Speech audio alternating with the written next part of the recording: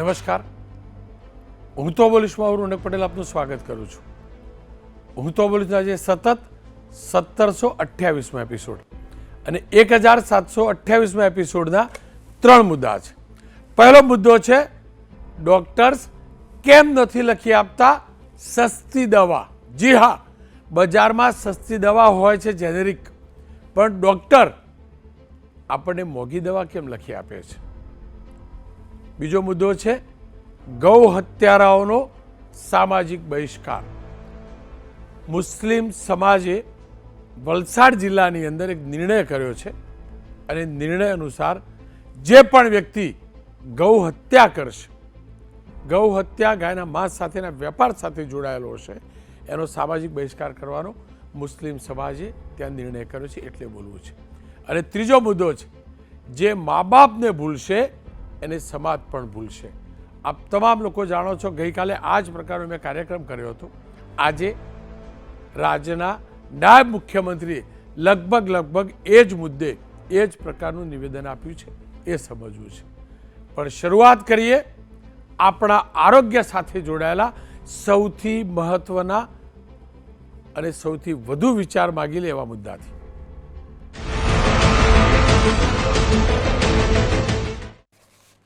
કોઈ પણ સામાન્ય પરિવાર, ગરીબ મધ્યમ વર્ગીય પરિવારને સૌથી મોટી જીવનની કોઈ ચિંતા હોય તો એ ચિંતા સ્વાસ્થ્યની હોય છે. સરકારની યોજનાઓ છે, આપણે બીમાર પડીએ તો સરકારની યોજના છે, પણ એની મર્યાદા છે. ઇન્સ્યોરન્સ છે, પણ બધા ઇન્સ્યોરન્સ નથી ઉતરાવી શકતા. અને ઇન્સ્યોરન્સનો કેવો દુરુપયોગ થાય છે, સરકારી યોજનાનો કેવો દુરુપયોગ થાય છે, આપણે જાણીએ છીએ.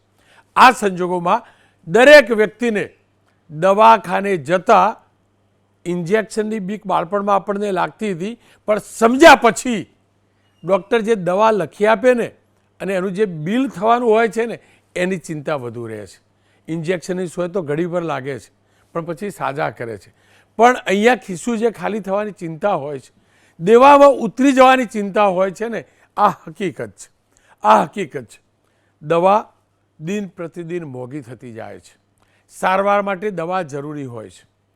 દવા ઉપર એમઆરપી જે લાગે છે એ અમર્યાદિત એમઆરપી ઉત્પાદકો લગાવી આપતા હોય છે અને એટલે જ દવા આપણને મોંઘી પડતી હોય છે, જેની પડતર કિંમત એટલી નથી.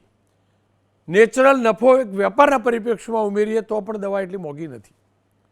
પરંતુ જે મોટી મોટી કંપનીઓ દવા બનાવે છે અને એમનું આખું એક નેટવર્ક ચાલે છે, એના કારણે એ દવા આપણને મોંઘી પડે છે અને એટલે જ આપણે ડરતા હોઈએ છીએ. ડૉક્ટર સાહેબ લખી આપે એટલે ભલે કોઈ કહેતું ન હોય, પણ ડૉક્ટર જ્યારે દવા લખતા હોય એટલે ધડકન તેજ થઈ જતી હોય છે.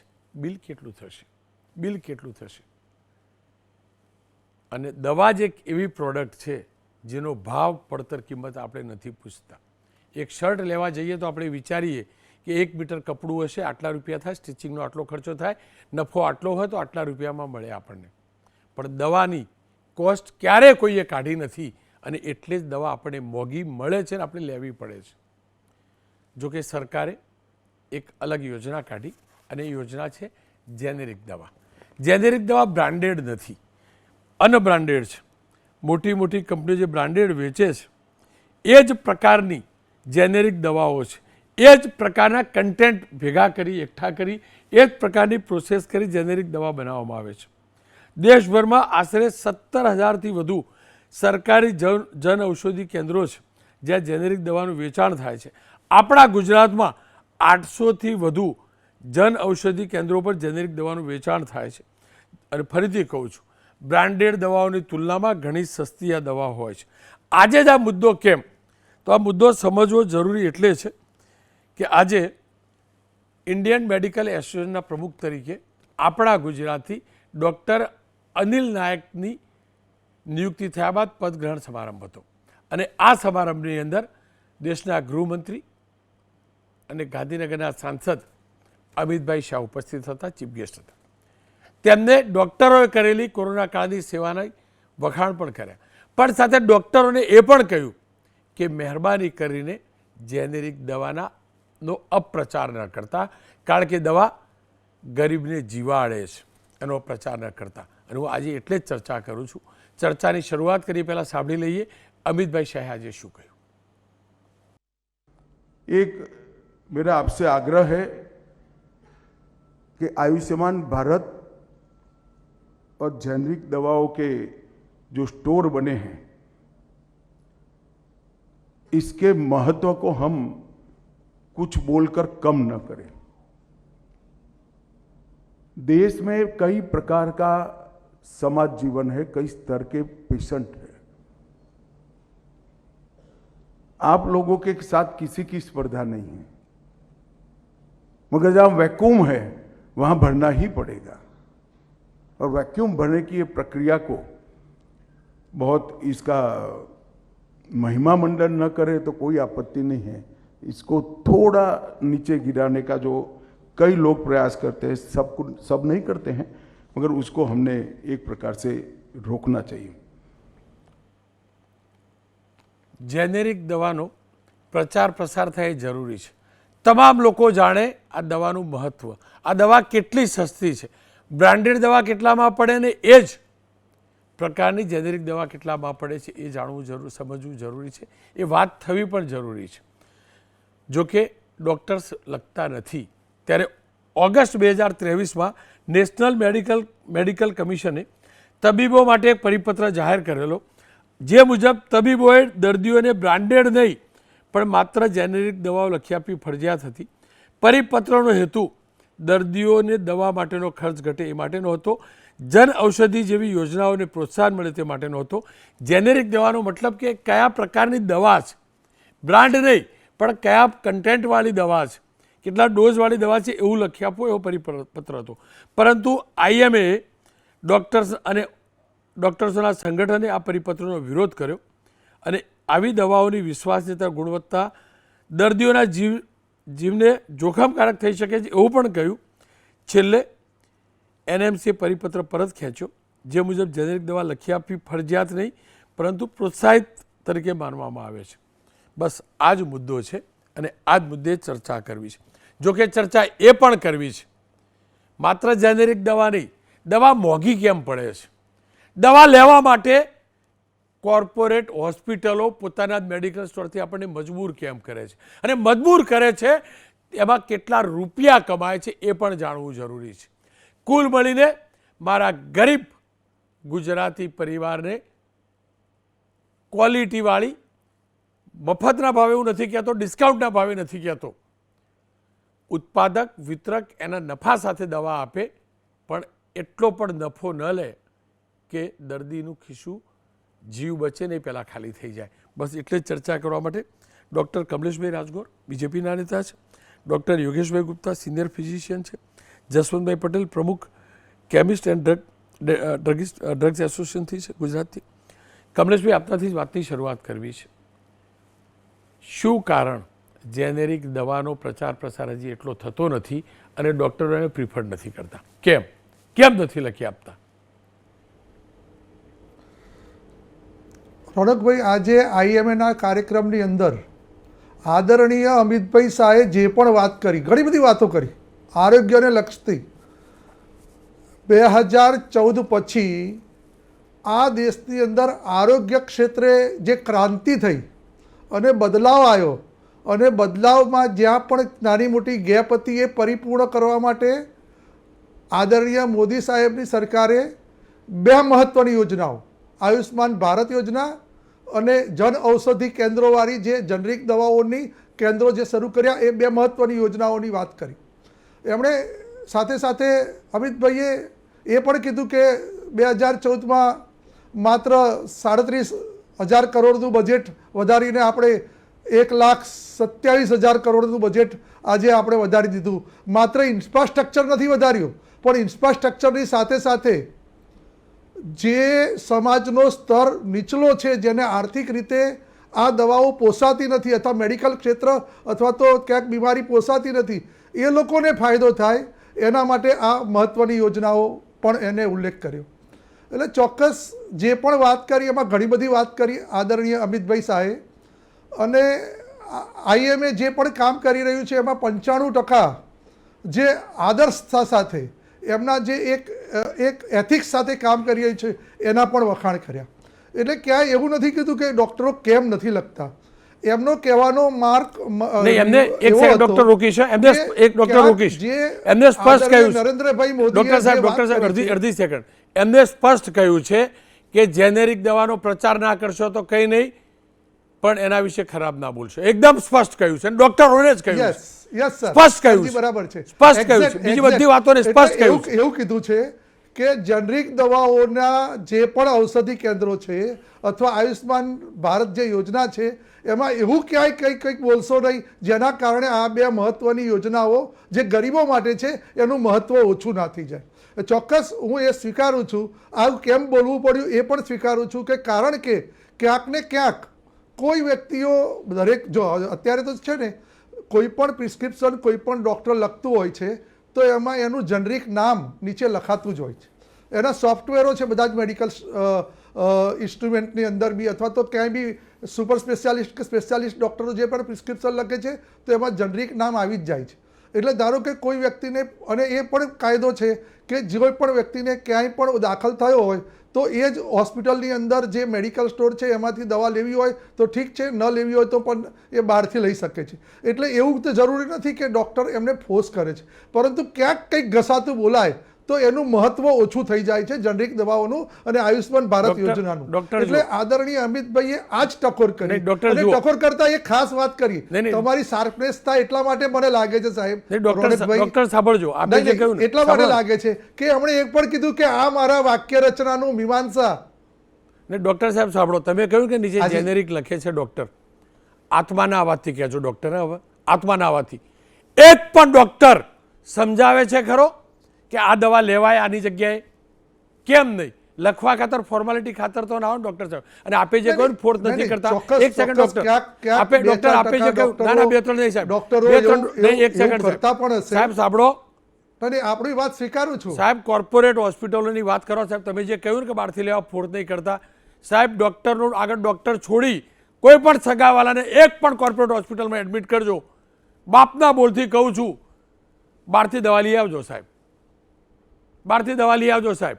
હું ફરીથી કહું છું, હું ડોક્ટરનો વિરોધી નથી, ડોક્ટરના વ્યવસાયનો વિરોધી નથી, પણ જે સિસ્ટમ છે એનો વિરોધી. અને હું અમિતભાઈ વાળી વાત જ આગળ વધારવા માંગુ છું, જે લોકોને પોસાતું નથી, હું અમિતભાઈ શાહ વાળી વાતને જ આગળ વધારવા માંગુ છું, અને એમાં દમ છે, એ વાતમાં દમ છે. અને ટકોર કરીને જે ઉણપતિ આ વાતની અંદર જે ઉણપતિ એ આ ચર્ચાના માધ્યમથી આપણે પરિપૂર્ણ કરી દીધી સાહેબ. આપણી શાર્પનેસતા તો જો કે એ આખી શાર્પનેસતા એમણે કીધું હતું કે આ મારી જે વાત છે એ આઈએમએની અંદર ક્યાંક હું જે કહી રહ્યો છું એના અર્થનું અનર્થ કે મીમાંસા કોઈ બીજું ન થાય, બીજી ચર્ચા ન થાય, પરંતુ હું ચોક્કસ એવું માનું છું કે જે પણ બદલાવ આ 2047ની અંદર આપણું રાષ્ટ્ર વિકસિત રાજ્યની અંદર, વિકસિત રાષ્ટ્રની અંદર જાય ત્યાં સુધી આપણે ક્યાંક ને ક્યાંક જે પણ બદલાવ કરીએ છીએ એ બદલાવમાં દરેક ક્ષેત્રની અંદર આપણે અગ્રેસર હોવા જોઈએ, અને આરોગ્ય ક્ષેત્ર તો ખાસ અગ્રેસર હોવો જોઈએ, એવી પણ વાત કરી હતી. એટલે આપના માધ્યમથી આજે જે પણ ચર્ચા થઈ રહી છે એ ચર્ચા ખરેખર તટસ્થ થશે, અને ક્યાંક કોઈના મનમાં એવા વિચાર હશે કે જનરિક દવાઓ અથવા તો ક્યાંક આયુષ્માન ભારત યોજનાઓ જે એનું મહત્વ છે ઓછું થાય એવું ક્યાંક બોલાતું હશે તો એ પણ બોલવાનું બંધ થશે. હું તો ડૉક્ટર એટલે જ કરું છું કે દર્દીઓ ડૉક્ટરને પૂછે એટલું કે સાહેબ આ દવા જેનેરિક સ્ટોરમાં જઈને લઉં કે નહીં, બસ આટલું પૂછશે ને સાહેબ. અને ડૉક્ટર, હું ફરીથી કહું છું, જે ટેથોસ્કોપ અહીંયા મૂકે છે ને ખભા ઉપર, એ જવાબદારી સાથે મૂકે છે, ક્યારેય મિસગાઈડ નહીં કરે. ભલે કોર્પોરેટ હોસ્પિટલ છે તો માલિક ઈચ્છતો હશે અલગ, એ વાત અલગ છે, પણ ડૉક્ટર સાચું જ કહેશે. હું એટલે આ ચર્ચા કરું છું, લોકોના ધ્યાનમાં આવે કે આ દવા જ છે અને સસ્તી દવા છે. ખેર, મારી સાથે યોગેશભાઈ ગુપ્તા સાહેબ જોડાયા છે. ડૉક્ટર સાહેબ, આપની પાસેથી જાણવું છે, જો પ્રધાનમંત્રીની જે પેલી કાર્ડવાળી યોજના છે એનો કેટલો દુરુપયોગ થયો આપણે જાણીએ છીએ, એમાં જાજુ નથી પડવું, કેટલા લોકોને કેટલી હોસ્પિટલવાળાએ ચીર્યા અને શું થયું, કેટલાના રેકેટ આવ્યા એ પણ જાણીએ છીએ. કેન્દ્ર સરકારનો અદ્ભુત આશય, આખો આશય કેવી રીતે ડિસ્પોઝ થયો. જેનેરિક દવા પણ એ જ પ્રકારના આશય સાથે શરૂ થઈ છે. આપ આ વ્યવસાય સાથે જોડાયેલા છો, કેટલી સસ્તી હોય છે એ દવા અને બજારમાં મળતી દવા કેટલી, ફરક કેટલો હોય છે? બીજું, એમઆરપી વાળો જે ખેલ છે અને હોસ્પિટલમાંથી જ, હોસ્પિટલ મેડિકલ સ્ટોરમાંથી દવા લેવી, કેમ એવું? બસ બંને વાત એટલે જાણવી છે સાહેબ કે સામાન્ય ગરીબ દર્દી સુધી આ વાત પહોંચે, બીજું કોઈ કારણ નથી, કોઈ ઔચિત્ય નથી. હું પણ બીમાર પડે તો તમારી જોડે ડૉક્ટર જ મને જીવાડવાના, એ પણ હકીકત છે. એટલે હું ક્યારેય વ્યવસાયની ટીકા ન કરી શકું.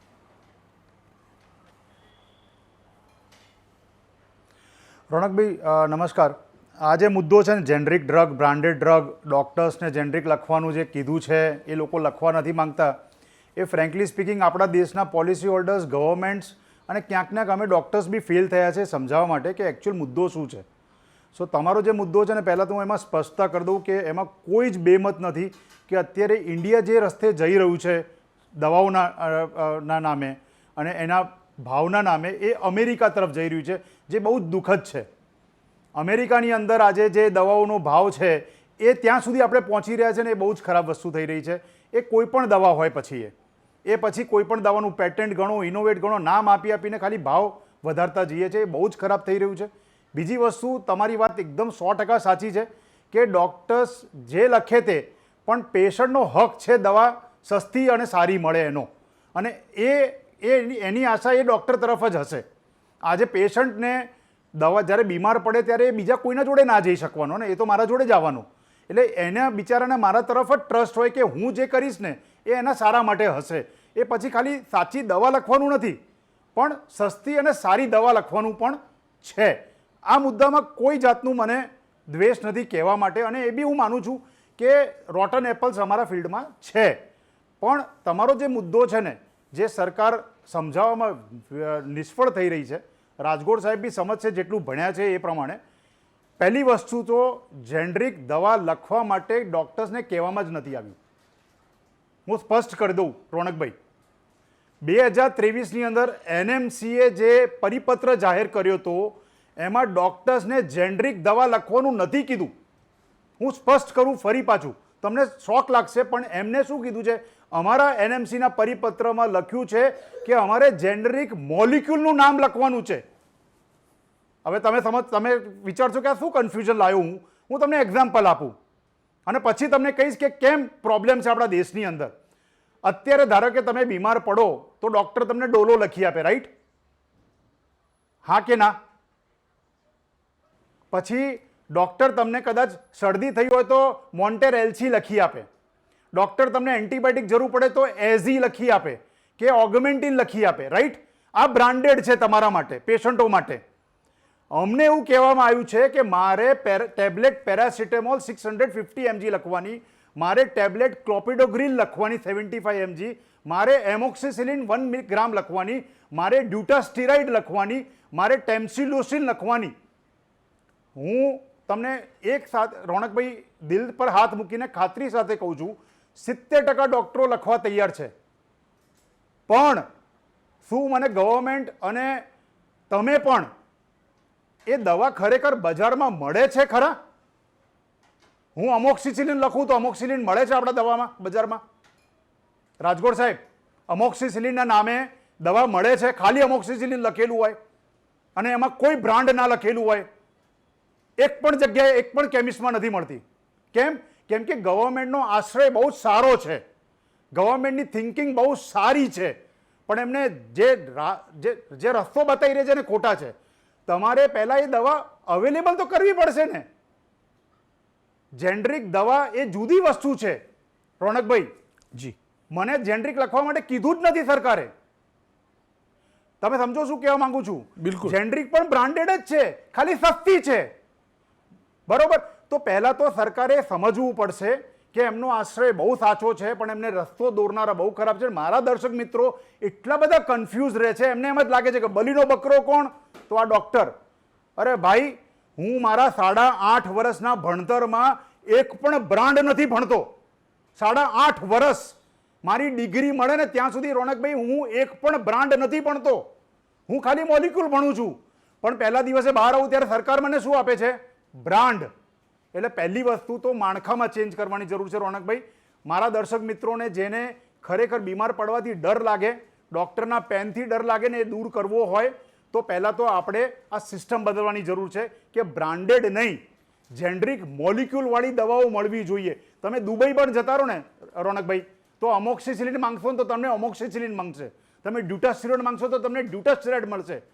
પણ તમે મને એમ કહો કે હું ડ્યુટાસ્ટેરોઇડ લખું, પણ જે પેશન્ટ છે એ પ્રિસ્ક્રિપ્શન લઈને કેમિસ્ટ જોડે જાય અને એ નક્કી કરે કે ડ્યુટાસ્ટેરોઇડ કઈ કંપનીની આપવું, તો એ સિસ્ટમ કેવો છે મને સમજાવો.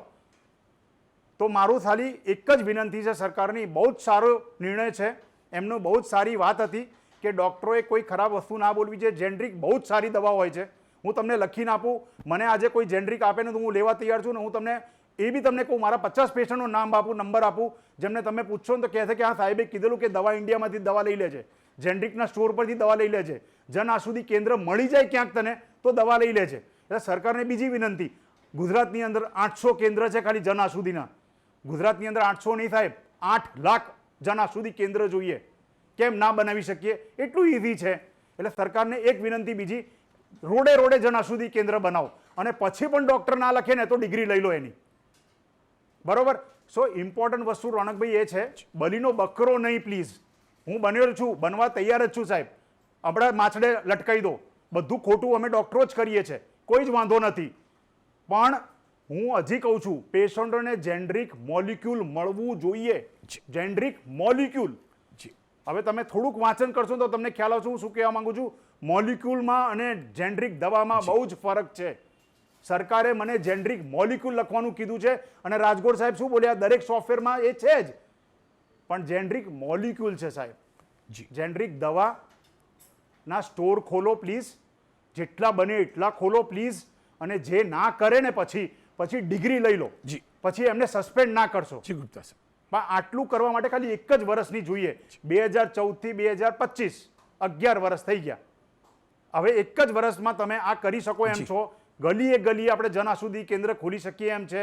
એટલી બધી ફેક્ટરીઓ છે જે જન આસુદી કેન્દ્ર માટે દવાઓ પ્રોવાઈડ કરે છે સાહેબ. કેમ ખાલી 800 ગુજરાતની અંદર? જી જી ડૉક્ટર, આપ જોડાયેલા રહેજો. હું ફરીથી હું પણ સ્પષ્ટતા કરી દઉં. આપે જે શબ્દ વાપર્યો કે ડૉક્ટર બલીનો બકરો, હું ફરીથી કહું છું, ડૉક્ટર ક્યારે બલીનો બકરો ના હોઈ શકે, એમાં કોઈ બેમત નહીં. તબીબી વ્યવસાયનો આદર સાહેબ રોનક નહીં, તમામે કરવો જ જોઈએ. હું ફરીથી કહું સાહેબ, હું જરાય નથી કે ડૉક્ટર લૂંટ કરે છે, જરાય નહીં, જરાય નહીં. હું એ જે સિસ્ટમ છે દવાની એના ઉપર પ્રહાર કરી રહ્યો છું. અને તમે જે કહી રહ્યા છો જન ઔષધિ કેન્દ્રો અને આ દવા, એનો વધુ પ્રચાર થવો જોઈએ, વધુ ઇન્ફ્રાસ્ટ્રક્ચર થવું જોઈએ, એ મુદ્દાને જ સામે લાવવાનો પ્રયાસ કરું છું. સાથે એ પણ પ્રયાસ કરું છું કે સામાન્ય નાગરિકને એની જાણકારી થાય. ડૉક્ટર સાહેબ, બહુ ઓછા લોકો જાણતા હશે કે આવી દવા પણ છે, જન ઔષધિ કેન્દ્ર પણ છે. કારણ કે જન ઔષધિ કેન્દ્રો સામાન્ય સંજોગોમાં સરકારી હોસ્પિટલના કેમ્પસમાં જોવા મળ્યા છે, સામાન્ય સંજોગોમાં. કાશ તમે જેમ કહો છો એ દરેક ચોરાએ હોય, કેમ ન હોઈ શકે? ખેર, અને સ્વાભાવિક રીતે જ એવા કેન્દ્રો બનતા હોય તો કેમિસ્ટનું શું કહેવું છે એ જાણવું છે. જસવંતભાઈ, આપણી પાસેથી જાણવું છે કેટલો ફરક છે બ્રાન્ડેડ દવા અને આ જેનેરિક દવાની અંદર પરિપ્રેક્ષમાં? પહેલાં તો રોનકભાઈ, 1728મો તમારો આ અગત્યનો છે. મેડિકલ ઉપર તો ઘણા તમે કરો છો, પણ આજનો ખૂબ અગત્યનો છે. આજે દેશના ગૃહમંત્રી અને સહકાર મંત્રી જ્યારે હાજર હતા અને જેનરિક દવાઓનું પ્રોત્સાહન મળે એના માટે આજે એમને ડૉક્ટરોને રિક્વેસ્ટ કરી. યોગેશભાઈની વાત પણ સાચી છે કે દેશની અંદર બ્રાન્ડેડ જેનરિકો મળે છે. આખે વર્લ્ડ વાઇઝ જોવા જાઓ તો દવાઓનું વેચાણ જેનરિક જ હોય છે. જેમ એમણે કીધું કે જેનરિક એટલે મોક્સ નહીં, એમોક્સિસિલિન. આજે ધારો કે ક્લોપિડ્રાઝોલ XYZ એન્ટીબાયોટિક, જેમ કે ઓગમેન્ટિન કીધી, તો ઓગમેન્ટિનની અંદર જે દવા આવે છે એ ઓગમેન્ટિન એ ગ્લેક્સોનું નામ છે, ડાયોવન એ સેટ્રેજિન યુનિસનનું નામ છે. એવી રીતે જેનરિકમાં પણ એ લોકો નામથી જ મૂકે છે. અને આજે હું પ્રધાનમંત્રી જન ઔષધિ માટે એટલું કહું કે 17,000 સ્ટોર્સ છે, ગરીબ દર્દીઓને લગભગ 30 થી 35,000 કરોડનો ફાયદો થયો છે રેટ બાબતે. અને અમે 12.5 લાખ મેમ્બરો છીએ. અમે જ્યારે ડૉક્ટર મનસુખભાઈ માંડવિયા હતા ત્યારે અમે ઓલરેડી સરકારને કીધેલું કે અમે અડધી દુકાનમાં પ્રધાનમંત્રી જન ઔષધિનું કરવા તૈયાર જ છીએ. આજે જ્યારે કસ્ટમરને ફાયદો થતો હોય તો અમે ચોક્કસ આમાં સહકાર આપવા તૈયાર છીએ. પણ પ્રધાનમંત્રી જન ઔષધિના કેટલાક સ્ટોર્સની અંદર પણ એક SOP બનાવવાની જરૂર છે.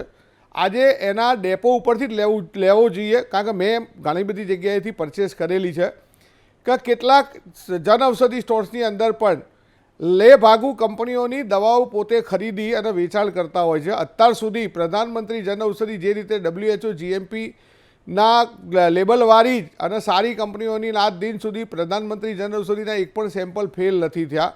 પણ કેટલાક લોકો આનો દુરુપયોગ કરી રહ્યા છે, જેમાં સરકારના અને કસ્ટમરના પણ છેતરે છે. તો એક સોફ્ટવેર જે છે પ્રધાનમંત્રીનો, એનું પૂરેપૂરું ચેકિંગ જો થવું જોઈએ. અને પ્રધાનમંત્રી જન ઔષધિના જે ડેપો છે, મેં ઘણા બધા ડેપો જોયા છે, સપ્લાય થતા બી જોયેલા છે, અને એટલી સરસ ચેન સિસ્ટમથી કામ થતું હોય છે.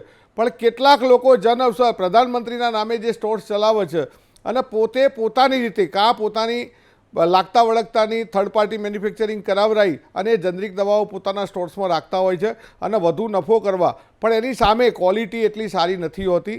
ચોક્કસ જે જનરિક દવાઓનું વેચાણ થઈ રહ્યું છે એની ક્વોલિટીમાં ક્યાંક ને ક્યાંક, કારણ કે આજે એ જે જનરિક દવાઓ છે બ્રાન્ડેડ જનરિક, એની અંદર માર્કેટિંગથી મારી કોઈ જ ખર્ચા નથી. અને અહીંયા જે ડૉક્ટરો સાથે જે સમજાવવાનું, MR રાખવાના, RSM ZSM આ બધાની અંદર ખૂબ મોટા ખર્ચા છે. પણ જો દેશની અંદર એક કાયદો એવો કરવામાં આવે કે ફાર્માસિસ્ટને દવા પ્રિસ્ક્રિપ્શન બદલવાની જો પાવર આપવામાં આવે, કારણ કે આજે વર્લ્ડ વાઇઝ જોવા જાઓ તમે તો ડૉક્ટરનું કામ પ્રિસ્ક્રિપ્શન લખવાનું છે અને ત્યાંનો ફાર્માસિસ્ટ, ચોક્કસ અહીંયા ફાર્માસિસ્ટને આપણે ટ્રેન કરવા પડે. અમે ફાર્મસી કાઉન્સિલ દ્વારા ઘણા બધા વર્કશોપો થતા હોય છે અને સ્પેશિયલ 2 દિવસના એના કોર્સ થતા હોય છે. એની અંદર ઘણું હજુ આધુનિક લાવવાની જરૂરિયાત છે. પણ જે વસ્તુ ચાલી રહી છે કે એના ડેપો ઉપરથી પ્રધાનમંત્રીનો માલ લેવો જોઈએ, જે લેવલે કસ્ટમરનો ફાયદો થાય એના માટે અમે સહકાર આપવા તૈયાર છીએ. પણ ડૉક્ટરે જે રીતે દવા લખે છે, આજે કોર્પોરેટ હોસ્પિટલની વાત કરી રોનકભાઈ, બહુ સાચી વાત છે કે કાયદો હોવા છતાંય હોસ્પિટલની બહારથી મોંઘા ઇન્જેક્શનો નથી લાવવા દેતા અને ફરજિયાત હોસ્પિટલમાંથી જ લેવાનો આગ્રહ રાખતા હોય છે. અને એની અંદર આજે જે રીતે IVIG, આલ્બુમિન, મોંઘા જે એન્ટીબાયોટિક ઇન્જેક્શનો છે, આજે એક વસ્તુ એની MRP એટલી મોટી ઊંચી હોય છે અને ક્યાંક ને ક્યાંક કસ્ટમર આજે દવા લેવા માટે જ્યારે જાય અને એને પોતાના કોર્પોરેટ હોસ્પિટલમાંથી જ્યારે લેવો પડે છે, ખૂબ મોંઘો પડે છે. અને એનાય પુરાવા મેં ઘણા ભેગા કરેલા છે. ઘણા બધા રેટ ડિફરન્સ હોય છે. પણ જનરિક દવાઓ, આજે જે જનરિક દવાઓ, જેમ યોગેશભાઈએ કીધું એમ, જનરિક દવાઓ પહેલાં ડબ્બાઓમાં આવતી હતી અને એની ઉપર પેરાસિટામોલ, એમોક્સિસિલિન, એમોક્સિક્લેવ આ બધું જ લખાઈને આવતું હતું. આજે એ લોકો બી પોતે બ્રાન્ડની દવાઓ વેચે છે અને ખૂબ મોટું માર્કેટ છે. લગભગ પ્રધાનમંત્રી જન ઔષધિના સ્ટોર થયા પછી અત્યાર સુધીમાં લગભગ 30 થી 35 હજાર કરોડનો ગરીબ દર્દીઓનો ફાયદો થયો છે. આની અંદર આજે જે રીતે દેશના ગૃહમંત્રીએ જે વાત કરી છે અને બહુ જ લાગણીશીલ રીતે વાત કરી છે કે જનરિક દવાને તમે બદનામ ના કરશો, પ્રધાનમંત્રીના છે જે એને બદનામ ના કરશો. જનરિક દવાઓ સારી જ છે, પણ હું પ્રધાનમંત્રીના ત્યાં વેચાતી દવાઓ માટે હું ગર્વ લઉં છું કે આજ દિન સુધી એક પણ દવા સેમ્પલ ફેલ નથી થયા. પણ કેટલાક સ્ટોર્સની અંદર આ સર્ચ ઓપરેશન અથવા જે સોફ્ટવેર છે પ્રધાનમંત્રીનું એ ફરજિયાત વાપરવું જોઈએ. એના જ ડેપો ઉપરથી માલ લેવાનો આગ્રહ રાખવો જોઈએ અને જ્યાં જરૂર લાગે ત્યાં કેમિસ્ટ એસોસિએશન આ બાબતમાં ચોક્કસ સરકારને સહકાર આપવા તૈયાર છે.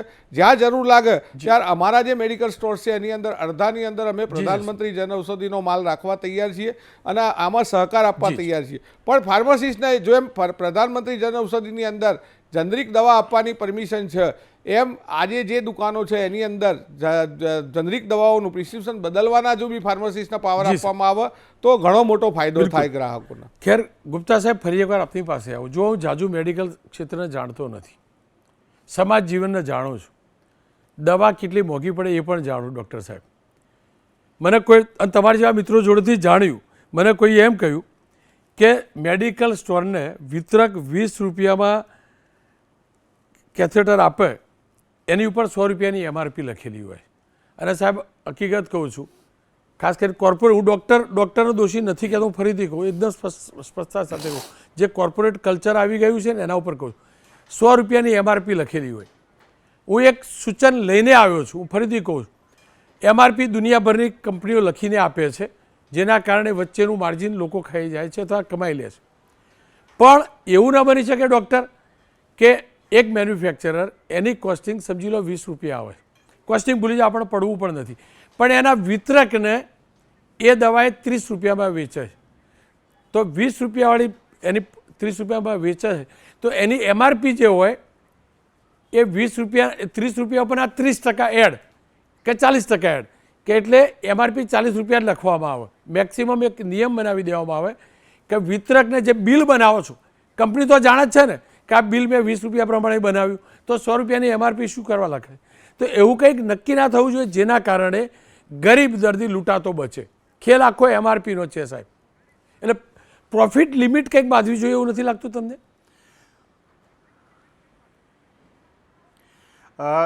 રોનકભાઈ, તમારું છે ને આ વાતને મને યાદ છે 5-1 વર્ષ પહેલાં જ્યારે કોવિડનું ચલણ ચાલુ થયું હતું ને ત્યારે એક પ્રોગ્રામમાં હું એ બોલ્યો હતો કે હું ખાલી રેમડેસિવિરનું જ એક્ઝામ્પલ આપું તમને સાહેબ. રેમડેસિવિર તમને યાદ હોય તો એ જમાનામાં 5400 રૂપિયા એમઆરપીમાં મળતી હતી દરેક દર્દીને. ત્યારે હું એવું કીધેલ કે એવું બોલ્યો હતો કે રેમડેસિવિર બનાવવાનો ખર્ચો કંપનીને ખાલી 86 રૂપિયાનો છે. હવે 86 રૂપિયા પર જે હમણાં આપણા ફાર્માસિસ્ટ મિત્રએ કીધું કે એને એમઆર રાખવું પડે, જેડેસએમ રાખવું પડે, આ રાખવું પડે, તે રાખવું પડે, એટલે એમાં એડ કરે તો બી એ 86 રૂપિયા પર ચાલો માની લો કે એ ડબલ કરે તો 160 રૂપિયા થાય, 200 રૂપિયા થાય. પછી એ માની લઈએ કે આપણે આપણા ત્યાંનું એક અમદાવાદ ઇન્ડિયાનું સિસ્ટમ ખતરનાક છે રોનકભાઈ, તમને કદાચ ખબર તો હશે જ, પણ દરેક મેન્યુફેક્ચરર પોતે દવા વેચી ના શકે. આજે ગ્લેક્સો કંપની છે કે ઝાયડસ છે, પોતે દવા ના વેચી શકે, તમને ખબર છે. એને કંઈ પણ થાય ડિસ્ટ્રીબ્યુટરને જ આપવું પડે કે તો સીએનએફને આપવું પડે અને એ કેમિસ્ટને આપે, પછી જ કેમિસ્ટ દવાવાળાને પેશન્ટને આપે. હવે એની અંદર ટોટલ 30%નું ડિફરન્સ માર્જિન જતો હોય છે મને ખ્યાલ છે ત્યાં સુધી. 100 રૂપિયાની દવા હોય એમાં 30% માર્જિન એટલે 30 રૂપિયા આ ડિસ્ટ્રીબ્યુશન નેટવર્કમાં જાય છે. એટલે 70 રૂપિયાની દવા થઈ એમ જોવા જાવ તો. અને ખરેખર પેરાસિટામોલ બને છે 1 રૂપિયાની અંદર કે 1.5 રૂપિયાની અંદર. સો આ તો દવાનો ખેલ છે. પણ તમારો જે સવાલ છે ને કે સરકાર એના ઉપર કેમ કંટ્રોલ ના લાવી શકે? સરકાર કંટ્રોલ ડેફિનેટલી લાવી શકે, પણ કંટ્રોલ લાવવા માટે શું કાયદો લાવી શકે? કાયદો કરશે? શું એ હિંમત લાવશે કે આપણે આ બધી ફાર્મા કંપનીઓ પર તરાપ લાવી શકીએ? હું તમને એક બીજો એક્ઝામ્પલ આપું સાહેબ, આ તો બહુ મોટી વાત થઈ ગઈ કે એ લોકો એના ઉપર લાવે. આપણે એક વસ્તુ બહુ વર્ષોથી ચર્ચીએ છીએ કે આ દવાની કંપનીઓ ડોક્ટર્સને ગિફ્ટ આપે છે, રાઈટ રોનકભાઈ? હવે એ ગિફ્ટ ક્યાંકથી તો ખરીદતા હશે ને એ લોકો, એ ગિફ્ટ ક્યાંકથી તો લાવતા હશે ને એ લોકો. સો એનું બી કંઈક જીએસટી તો થતું હશે ને. સો એ કેમ સરકાર એવું નક્કી ના કરે કે હું દરેક કંપનીઓના નામ જાહેર કરીશ કે જેને આ વર્ષની અંદર આટલા રૂપિયા ગિફ્ટની અંદર ખર્ચ્યા છે? એકે વખત કેમ નથી કરતી આપણી સરકાર? કોઈ પણ સરકાર, બીજેપી હોય કે આપ હોય કે કોંગ્રેસ હોય, એ ક્યારે એવું કેમ નાખે કે XYZ ફાર્મા કંપનીએ ઇન્ડિયાની અંદર ડોક્ટર્સને 100 કરોડ રૂપિયા આપ્યા? એટલું તો કરી શકે ને, પછી પાછળમાં જઈને આપણે ડોક્ટર્સનું નામ શોધી શકીએ કે કોને એને. ખેર, ડોક્ટર સાથે જરૂરિયાતવાળી દવાઓમાં પ્રાઇસ કંટ્રોલ કરવાની કોશિશ કરી રહ્યા છે. છેલ્લી વાત કહીને રોનકભાઈ અટકીશ. કેમિસ્ટ મિત્રે એવું કીધેલું કે ફાર્માસિસ્ટને હક આપવો જોઈએ પ્રિસ્ક્રિપ્શન ચેન્જ કરવાનો.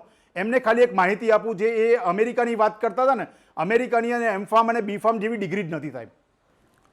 1970માં ડિગ્રી બંધ કરી દેવામાં આવી હતી. ખાલી ને ખાલી ફાર્મડીની ડિગ્રી છે, એટલે ડોક્ટર ઓફ ફાર્મસીની ડિગ્રી છે, જેને હક છે દવા આપવાનો. સો આપણે આ બધી વસ્તુઓ પહેલા ચર્ચા માટે છે ને ખરેખર પોલિસી મેકર્સે એક ટીમ બનાવવાની જરૂર છે. જી ડૉક્ટર, સમયનો અભાવ છે પણ હું ફરીથી કહું છું, આપ ત્રણેય આ વ્યવસાય સાથે જોડાયેલા છો, પવિત્ર વ્યવસાય સાથે જોડાયેલા છો. હું ડૉક્ટરો પર સવાલ નથી ઉઠાવતો, પણ મેડિકલ ક્ષેત્રને જેમને વ્યવસાય નહીં લૂંટનું માધ્યમ બનાવ્યું છે એમના માટે સવાલ ઉઠાવું છું. એ વિચારે ગ્રાહક બનીને એ વિતરક, એ મેડિકલ કંપનીનો માલિક, એનો મેનેજર, એનો સેલ્સમેન એવું વિચારે કે હું આ પ્રોફેશનમાં નથી અને દવા લેવા જઉં છું, જાણું છું કે 2 રૂપિયાની પડતર છે, એની ઉપર 100 રૂપિયા કે 20 રૂપિયા એમઆરપી લખેલી છે, તો અહીંયા શું થાય ને એ વિચારશે ને, ખાલી આત્માના અવાજને પૂછશે ને તો બધી સમજ પડી જશે. અને એ થશે ને તો દવાની કિંમત ઘટશે, અને દવાની કિંમત ઘટશે ને તો મારા ગુજરાતના ગરીબે દવા માટે કોઈની સામે હાથ નહીં લંબાવવો પડે. ખેર, ફરી એકવાર કહીશ, જેનેરિક દવાનું ચલણ વધે એ આપણા તમામના હિતમાં છે.